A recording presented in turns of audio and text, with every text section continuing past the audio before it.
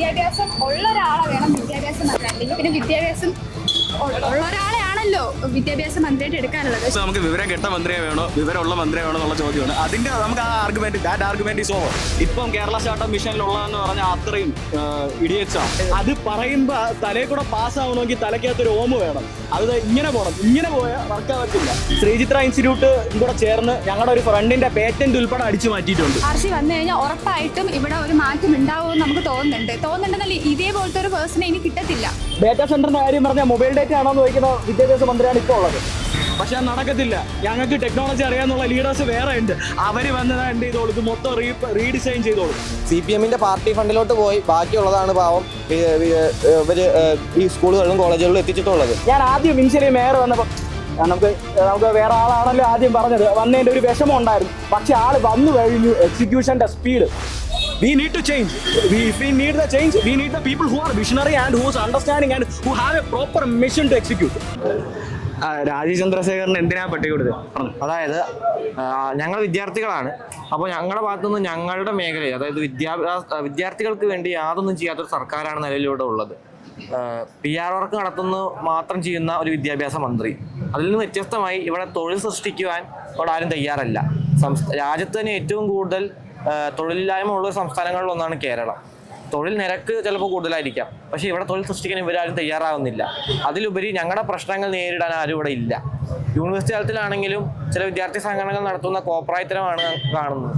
അല്ലാതെ വിദ്യാർത്ഥികൾക്ക് വേണ്ടി ഇപ്പോൾ എക്സാം അടക്കമുള്ളവ കൃത്യമായ സമയത്ത് നടപ്പാക്കാൻ ഒരാൾ വേണം. വിഷണറി ആയിട്ടൊരു ലീഡറാണ് നിലവിൽ ഈ സംസ്ഥാനത്തിന് ആവശ്യം. ടെക്നോക്രാറ്റ് ആയിട്ടുള്ള വികസിത കേരളം എന്നൊരു സങ്കല്പം അദ്ദേഹം മുന്നോട്ട് വയ്ക്കുന്നുണ്ട്. ആ സങ്കല്പത്തോട് ഒത്തുചേർന്ന് പ്രവർത്തിക്കുന്നതിന്റെ ഭാഗമായിട്ടാണ് ഞങ്ങൾ അദ്ദേഹത്തിന് കെട്ടിവെക്കാനുള്ള പണം ഞങ്ങളെല്ലാവരും സ്വരൂപിച്ച് ആ പണം നൽകാമെന്നൊരു തീരുമാനത്തിലെത്തുകയും ഇവിടെ എത്തിച്ചേർന്നത്. ശിവൻകുട്ടി വിദ്യാഭ്യാസ മന്ത്രിയാണ്. അതെ, എന്താണ് അദ്ദേഹം ശിവൻകുട്ടിയെ കുറിച്ച് പറഞ്ഞോ. അങ്ങനെ ചോദിച്ചു കഴിഞ്ഞാൽ ഇപ്പം നമ്മളുടെ ഒരു യൂത്തില് വിദ്യാഭ്യാസം ഉള്ള ഒരാളെ വേണം വിദ്യാഭ്യാസ മന്ത്രി, അല്ലെങ്കിൽ പിന്നെ വിദ്യാഭ്യാസം ഉള്ള ഒരാളെയാണല്ലോ വിദ്യാഭ്യാസ മന്ത്രിയായിട്ട് എടുക്കാനുള്ളത്. പക്ഷേ ഇപ്പം നമുക്ക് തോന്നുന്നതെന്ന് വെച്ച് കഴിഞ്ഞാൽ വിദ്യാഭ്യാസം ഇല്ലാത്തൊരു മന്ത്രി തന്നെയാണ് നമ്മൾ വിദ്യാഭ്യാസ മന്ത്രിയായിട്ട് കിട്ടിയിട്ടുള്ളത്. അത് മാറണമെന്നല്ല മാറിയേ പറ്റത്തുള്ളൂ. മെയിൻ ആയിട്ടുള്ള കാര്യം എന്ന് പറഞ്ഞാൽ ശിവൻകുട്ടി ഒന്ന് വിദ്യാഭ്യാസം, ഞാൻ പറഞ്ഞില്ലേ, ഞാൻ പറയാം, ഒന്ന് നമുക്ക് വിവരം കെട്ട മന്ത്രിയെ വേണോ വിവരമുള്ള മന്ത്രിയെ വേണോ എന്നുള്ള ചോദ്യമാണ്. അതിന്റെ നമുക്ക് ആ argument is over.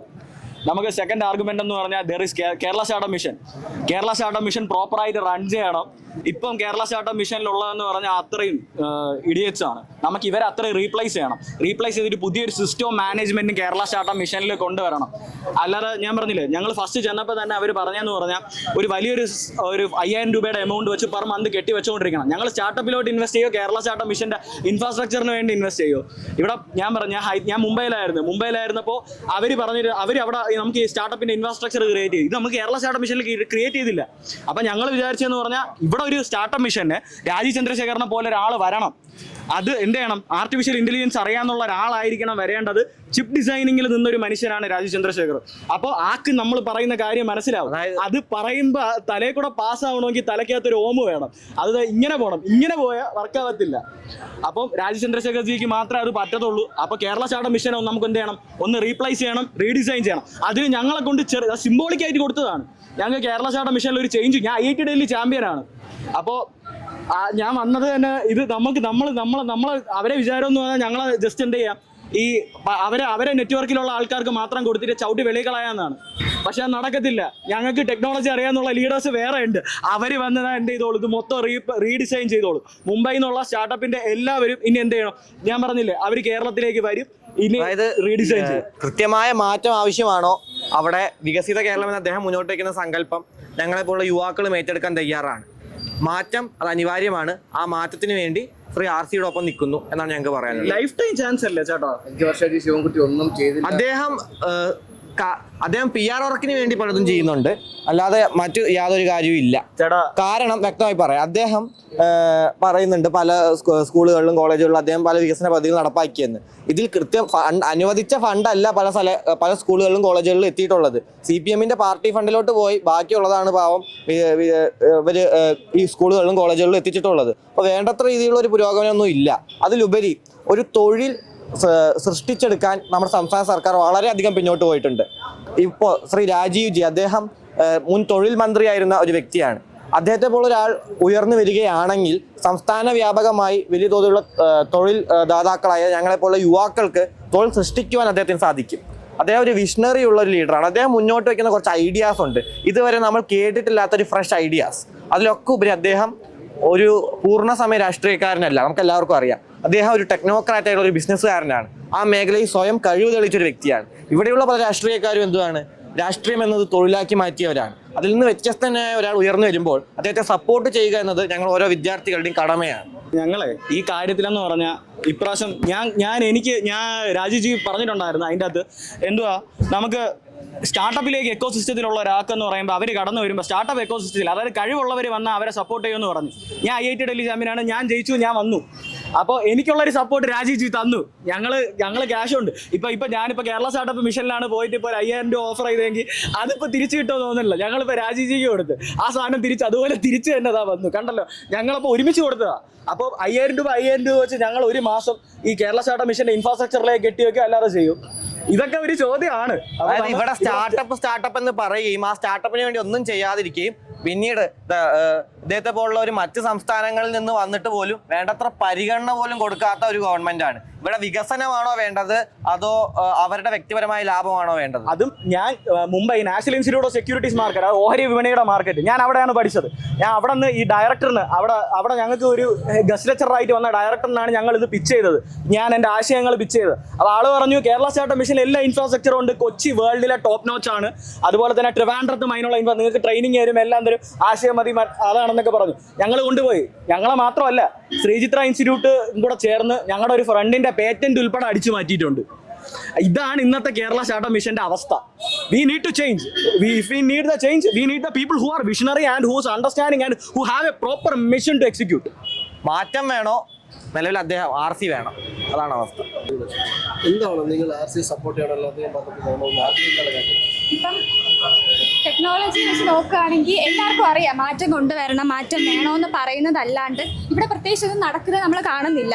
So RC വന്നു കഴിഞ്ഞാൽ ഉറപ്പായിട്ടും ഇവിടെ ഒരു മാറ്റം ഉണ്ടാവുമെന്ന് നമുക്ക് തോന്നുന്നുണ്ടെന്നല്ല, ഇതേപോലത്തെ ഒരു പേഴ്സണെ ഇനി കിട്ടത്തില്ല, ഒരിക്കലും കിട്ടും. സോ നമുക്ക് ആ ചാൻസ് ഇനി വേസ്റ്റ് ചെയ്യാൻ താല്പര്യമില്ല, RC തന്നെ വേണം.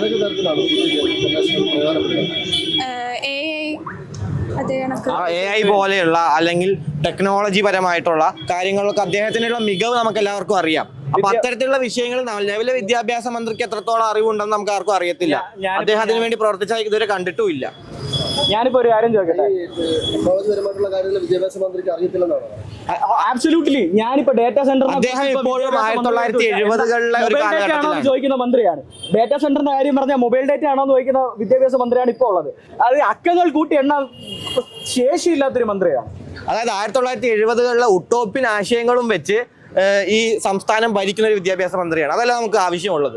നമ്മുടെ ലക്ഷ്യം എന്ന് പറയുന്നത് കൃത്യമായ തൊഴിൽ നടപ്പാക്കിക്കൊണ്ടുള്ള അത് വിദ്യാർത്ഥികളുടെ യുവാക്കളുടെ ആവശ്യങ്ങൾ മനസ്സിലാക്കുന്ന ഒരു വ്യക്തിയാണ്. ആ ആവശ്യങ്ങൾ മനസ്സിലാക്കുന്ന ഒരു വിഷണറിയായ ലീഡറാണ് ശ്രീ RC എന്നതുകൊണ്ടാണ് ഞങ്ങൾ ഇന്ന് ഇവിടെ എത്തിച്ചേർന്നത്. ഇപ്പൊ ഹൗസിംഗ് ഇൻഫ്രാസ്ട്രക്ചറിന്റെ കാര്യം തന്നെ പറഞ്ഞു, ആളുകൾക്ക് വീട് വെച്ച് കൊടുക്കുന്ന പ്രോഗ്രാമാണ്. എത്ര പ്രോഗ്രാമുകളാണ് ഇപ്പൊ തന്നെ കെട്ടിക്കിടക്കുന്നത്.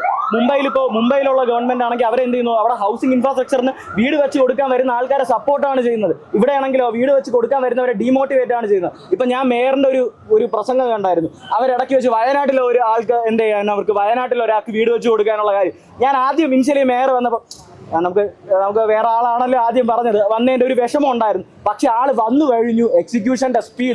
എക്സിക്യൂഷൻ സ്പീഡിൽ ഇപ്പം നമ്മൾ 3 പൊളിറ്റിക്കൽ പാർട്ടീസിനെ എടുത്ത് വച്ചു പോയി കഴിഞ്ഞാൽ BJP is in the forefront. അതായത് അവർക്ക് മുന്നോട്ട് വയ്ക്കുന്ന ഒരു ആശയമുണ്ട്.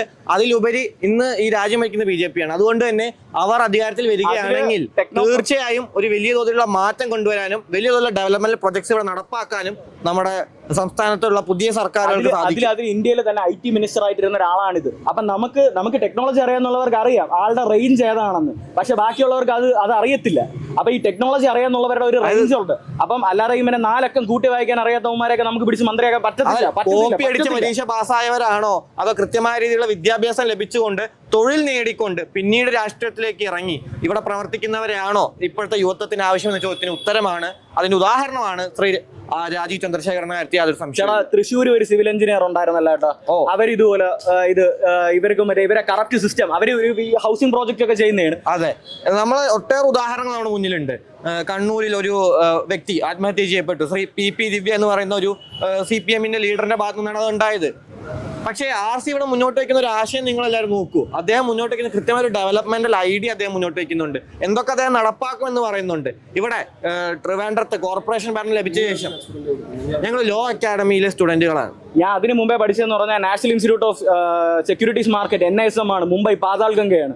അപ്പൊ അവിടെ ഇന്ത്യയിൽ തന്നെ 32 പേര്. അപ്പൊ ഇങ്ങനെയുള്ള ആൾക്കാർ നമ്മളിപ്പോ ഇവിടെ നിന്നൊക്കെ പഠിച്ചിട്ടൊക്കെ നമ്മളുടെ ഡ്രീം ആയിട്ടാണ് നമ്മൾ സൊസൈറ്റിക്ക് വേണ്ടി ഒരു പ്രോജക്റ്റ് ചെയ്യാൻ ഇറങ്ങുന്നത്. അപ്പൊ ഇവരെയൊക്കെ ഡീമോട്ടിവേറ്റ് ചെയ്ത് വിട്ടാലോ? ഞങ്ങളൊരു ഹൗസിംഗ് പ്രോജക്റ്റ്, ഹൗസിംഗിന്റെ ഒരു ടെൻഡർ എക്കോസിസ്റ്റം ചെയ്യുന്ന ഒരു ഇതിലായിട്ടാണ് ഞങ്ങൾ വന്നത്. ആ ആശയത്തിനെ തന്നെ മാറ്റി കളയുകയാണ് നമുക്ക് ഇവിടെ കേരള സ്റ്റാർട്ടപ്പ് എന്ന ഫീഡ്ബാക്ക് കൊണ്ട് പറ്റിയത്. അതായത് യുവ സംരംഭകരായ ഞങ്ങളെ പോലുള്ളവർക്ക് സമീപിച്ചാൽ പോലും വേണ്ടത്ര രീതിയിലുള്ള ഒരു പരിഗണന ലഭിക്കുന്നില്ല. പേരിനൊരു എക്കോ സിസ്റ്റം. അതുപോലെ തന്നെ നമ്മൾ പറഞ്ഞില്ല, നമ്മൾ അപ്രോച്ച് ചെയ്യുമ്പോൾ അപ്രോച്ചബിൾ ആയിരിക്കണം. നമുക്ക് കേരള സ്റ്റാർട്ടപ്പ് മിഷന്റെ ഒരു നമ്പറുണ്ട്. ആ നമ്പറിൽ വിളിച്ച ഉടനെ അകത്തോട്ട് കയറ്റി വിടും. ഞാൻ സെൻട്രൽ ഗവൺമെന്റിന്റെ നാഷണൽ ഇൻസ്റ്റിറ്റ്യൂട്ട് ഓഫ് സെക്യൂരിറ്റി മാർക്കറ്റിന്റെ ID കാർഡും കൊണ്ടാണ് അന്ന് കയറി ചെന്നത്. എന്നിട്ട് എന്നെ അച്ഛനെ കൂടെ ഒരു മണിക്കൂറോളമാണ് വെളിയിൽ നിർത്തി. ഇങ്ങനെയൊക്കെ നിന്ന് ആരെങ്കിലും കേരള സ്റ്റാർട്ടപ്പ് മിഷനിലോട്ട് വരും? ഞാൻ ചോദിക്കുന്നത്, നമ്മളെ മണിക്കൂറുകളെ വെളിയിൽ നിർത്തി. ഞങ്ങൾ ഇത്രയും നേരം വെളിയിലേക്ക്, എന്നിട്ടാണ് ഞങ്ങൾ അകത്തോട്ട് എൻട്രൻസിലോട്ട് കയറ്റി വിട്ടത്. കമ്പ്യൂട്ടർ വന്ന സമയത്ത് നമ്മളോട് എതിർത്തിരുന്ന ഒരു സംവിധാനമാണല്ലോ. കമ്പ്യൂട്ടർ എതിർത്തു, AI എതിർക്കുന്നു, അങ്ങനെ പലതിനും അവർ എതിർക്കുന്നു. പക്ഷെ കാലഘട്ടത്തെ അനുസരിച്ച് പിന്നീട് നിലപാട് മാറ്റുന്നു. അതല്ല ഇവിടെ ആവശ്യം. ഇവിടെ ആവശ്യം വേണ്ടത് കൃത്യമായ രീതിയിൽ കൃത്യമായ സമയത്ത് ടെക്നോളജി നടപ്പാക്കണം. പുതിയ ജനറേഷൻ വിഷണറി ആയ രാജീവ് ചന്ദ്രശേഖരന്റെ ആശയങ്ങൾക്കൊപ്പം നിൽക്കും. എനിക്ക് BJP ഇപ്പൊ ഞാൻ പറഞ്ഞില്ലേ, ട്രിവാൻഡ്രം ക്രാക്ക് ചെയ്തു. നമുക്കിപ്പോ ട്രിവാൻഡ്രം ക്രാക്ക് ചെയ്യാൻ കിട്ടിയ ഒരു ഓപ്പർച്യൂണിറ്റിയാണ്. ഈ ഓപ്പർച്യൂണിറ്റി നമ്മുടെ തലസ്ഥാന നഗരിയാണ്, ഒരു IT ഹബ്ബ് കൂടിയാണ്. അത്തരത്തിൽ തീർച്ചയായിട്ടും പ്രയോജനപ്പെടുത്താൻ പറ്റുന്ന ഒരു സംവിധാനമായിരിക്കും BJP.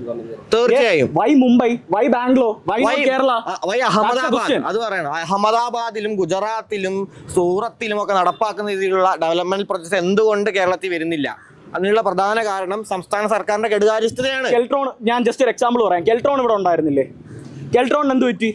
കെൽട്രോൺ ഇതാ ഇന്ന് പോയി. ഇന്ന് വേൾഡ് ക്ലാസ്സിൽ സോണി ആ റേഞ്ചിൽ നിന്ന് എന്നാണ് നമുക്ക് ഇവിടെ TV പ്രൊഡക്ഷന്റെ അന്ന് 80s 90s TV പ്രൊഡക്ഷൻ ഉണ്ടായിരുന്നു. 20 എന്ന് പറഞ്ഞൊരു സംഘടന നിലവിൽ NDAയുടെ ഭാഗമായിട്ടുണ്ട്. അദ്ദേഹത്തിന്റെ ഉടമസ്ഥനുണ്ട് സാബു M ജേക്കബ്. അദ്ദേഹം ഒരു സംരംഭകനായിരുന്നു. അദ്ദേഹം ഇവിടെ മാനുഫാക്ചറിങ് യൂണിറ്റുകൾ തുടങ്ങിയിട്ടുണ്ടെങ്കിൽ അതിന്റെ ലാഭമാർക്കാണ്, ഈ സംസ്ഥാനത്തെ വ്യക്തികൾക്കാണ്, ഇവിടെ ഉള്ളവർക്കാണ് തൊഴിൽ കിട്ടുക. അദ്ദേഹത്തിന് അവസരം കിട്ടാതെ അദ്ദേഹം അവസാനം മറ്റു സംസ്ഥാനങ്ങളിലിട്ട് പോയി. എന്തുകൊണ്ട് അങ്ങനത്തെ ഒരു അവസ്ഥ ഉണ്ടാവുന്നു? ഞങ്ങളെ പോലുള്ളവർക്ക് ഇവിടെ എത്തുമ്പോൾ എന്തുകൊണ്ട് കൃത്യമായ രീതിയിലുള്ള ഒരു അവസരം ഒരുക്കി തരാൻ ഇവിടുത്തെ സംസ്ഥാന സർക്കാർ തയ്യാറാവുന്നില്ല? ഞാൻ പറഞ്ഞില്ലേ, കാശ് കൊടുത്തപ്പോൾ ഉടനെ എടുത്ത് പോക്കറ്റിലോട്ട് ഇടുന്നവരാണ് ഇപ്പൊ ഇവിടെ നമുക്ക് കമ്മ്യൂണിസ്റ്റ് ഗവൺമെന്റ് ഇരിക്കണം. ഇതല്ല നമുക്ക് ആവശ്യം. നമുക്ക് ഇപ്പൊ തന്നെ കാശ് കൊടുത്ത കാശല്ല, സപ്പോർട്ട് ചെയ്യും. മാക്സിമം നമ്മൾ ഗ്രൗണ്ട് ലെവലിൽ ഇറങ്ങി സപ്പോർട്ട് ചെയ്താൽ അദ്ദേഹം എന്ത് സ്റ്റാർട്ടപ്പിൽ ചേഞ്ച് കൊണ്ടുവരും. RC എന്നതിന്റെ ഫുൾ ഫോം രാജചന്ദ്രശേഖരൻ മാത്രമല്ല, റിയൽ ചേഞ്ച് മേക്കർ എന്നാണ് ഞങ്ങൾ വിശ്വസിക്കുന്നത്.